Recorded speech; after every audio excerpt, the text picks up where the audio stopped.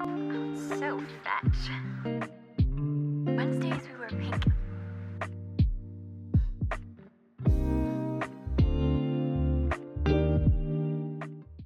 I think anyone who's born in the late 90s or early 2000s has watched Mean Girls. And when it comes to teen comedy films that were set in high school, most likely this movie will come in mind. But do people actually remember that Mean Girls has a sequel called Mean Girls 2 that was released back in 2011?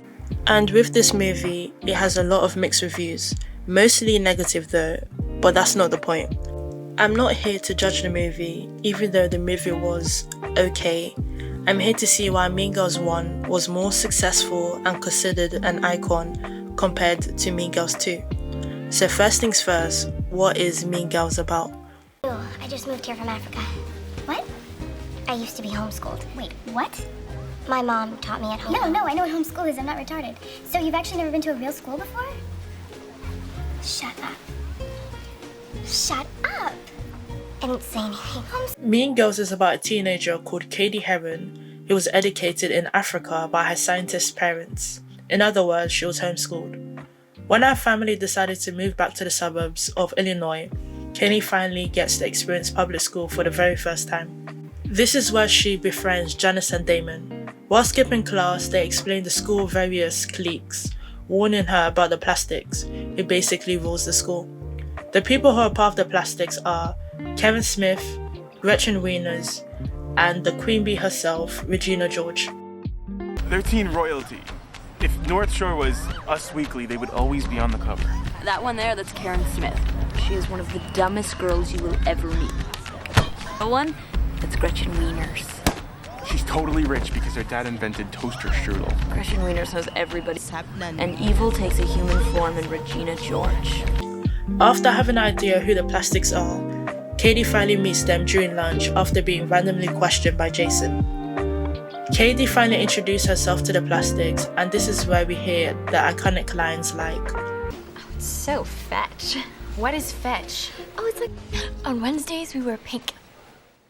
After encountering the Plastics, Janice wanted to use her friendship to get revenge on Regina, so she decides to do this. I think that it would be like a fun little experiment if you were to hang out with them and then tell us everything that they say. What do we even talk about? So now, anytime when they have lunch, Cady sits with the Plastics. In order to be a part of the Plastics, Cady has to follow these rules. You can't wear a tank top 2 days in a row, and you can only wear your hair in a ponytail once a week. So I guess you pick today. Oh, and we only wear jeans or track pants on Fridays. Now, if you break any of these rules, you can't sit with us at lunch. While having lunch, Cady mentions that she likes a boy in a maths class called Aaron Samuels, without Regina George being present.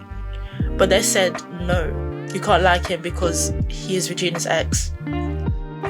While leaving maths class, Cady tried to speak to Aaron Samuels, but got stopped by a boy called Kevin, who is the captain of the mathletes. Kevin invited her to join his team, as she is really good at maths, and you can see that a lot during the movie. Get in, loser. We're going shopping. While shopping with the Plastics, Cady mentions that she is going to join the mathletes, and their reaction was like, No. You cannot do that. That is social suicide. In this part of the film, we also see how much power Regina holds. Then we see Regina's home, and all I can say is that Regina doesn't have to work in a day of her life. Then we also get introduced to Regina's family. Then we get introduced to the burn book where the Plastics write nasty things about people in their school. After knowing about the burn book, she went to report it back to Janice and Damon, and she kind of lied to Janice that she wasn't in the book even though she was. Regina found out about Cady liking her ex and mentioned that she will help her, but we know that's not gonna happen. In maths class, she got invited to Aaron's party by Aaron, and she obviously said yes. But she kind of embarrassed herself when she showed up to the party.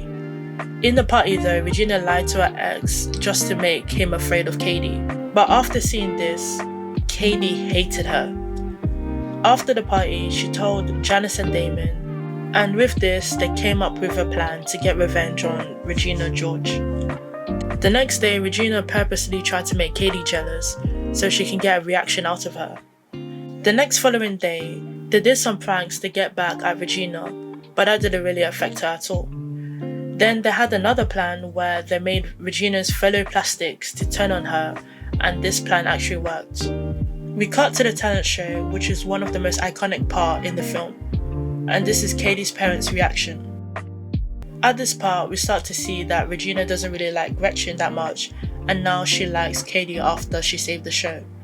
And Gretchen was not happy at all. Why should Caesar get to stomp around like a giant while the rest of us try not to get smushed under his big feet? What's so great about Caesar? Brutus is just as cute as Caesar. Can't be for one person to be the boss of everybody, huh? Because that's not what Rome is about. We should totally just stab Caesar! Whoa, calm down, Jamal.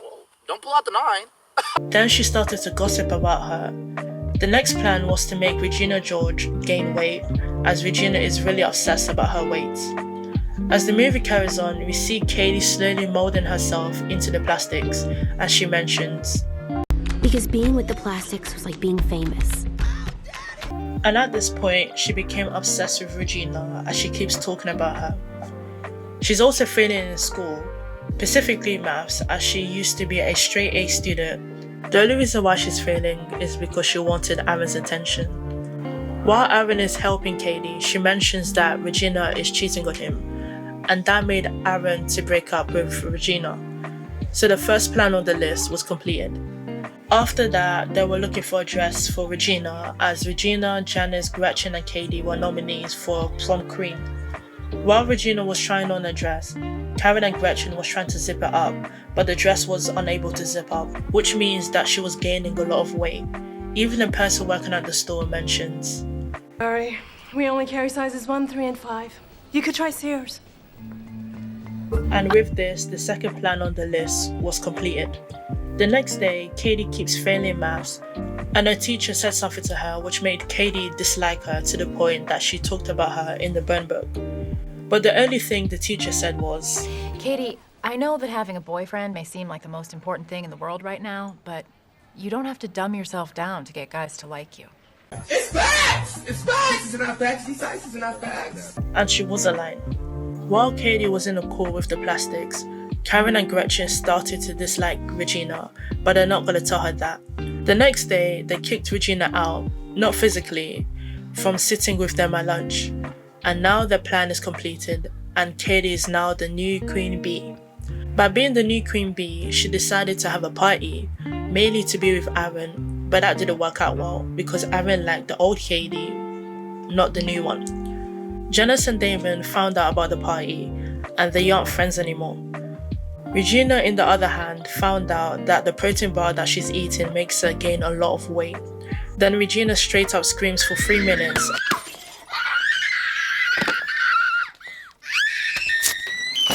and wrote about herself in a burn book to frame Cady.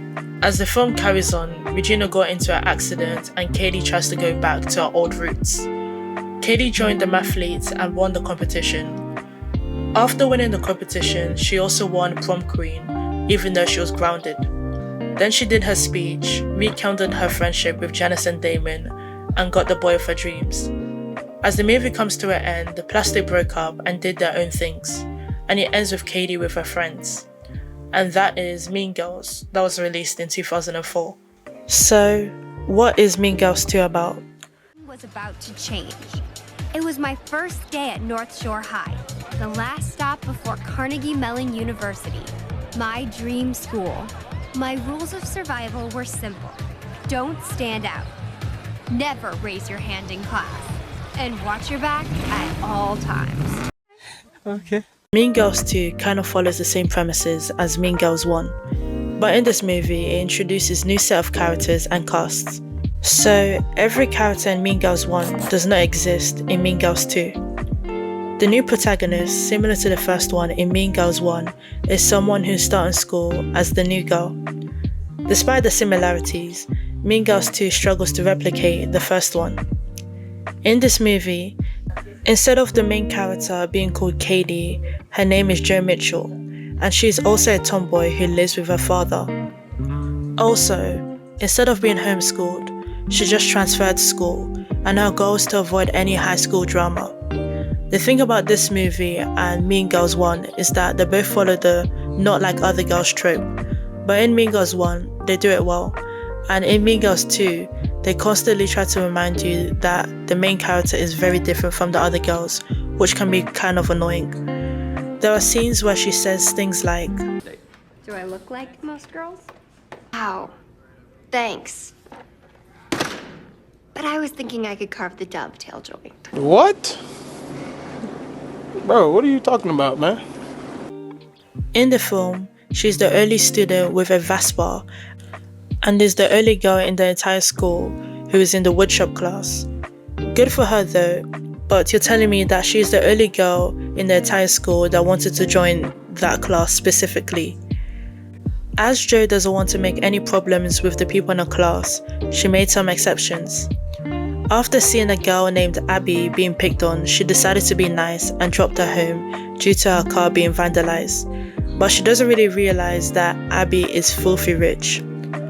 After dropping her off, Abby's dad offers to put Jo into her dream school, only if she will befriend Abby, who is targeted as a rival by the Plastics, Queen Bee, Mandy. In other words, she is being paid to be Abby's friend. The Plastics in this movie are kind of goofy. The Plastics in this movies are Chastity Mayer, Hope Plotkin, and Mandy Weatherly, who is the leader of the group. Jo accepts the offer because why not, and because she felt sorry for her. So after this, Jo pretends to be friends with Abby, and she starts to protect her because she's not afraid of anything, and the movie tells you this. She also befriends a girl called Quinn. In Mean Girls 2, the main love interest is a boy called Tyler, who is Mandy's stepbrother, and the main character and the main love interest met in the woodshop class. During the woodshop class, Jo proves that she can be one of the guys by taking over the project, which kind of made her popular. As the film carries on, Jo, Abby and Quinn starts a new clique called the Anti-Plastics, which kind of sounds dumb. So as the movie carries on, the Plastics and the Anti-Plastics starts to go back and forth with one another, and with this, the Anti-Plastics becomes more popular than the Plastics. Jo also starts going out with Tyler, making them the hottest couple in the school. And she also starts to mold herself into the Plastics. When you compare this part to Mean Girls 1, when Cady was molding herself into the Plastics, she changed her whole style and behaviour. But in Mean Girls 2, Jo just added highlights and that's it. Abby found out that her father paid Jo to be her friend, which made her and Tyler annoyed, and after this, the whole school hated her.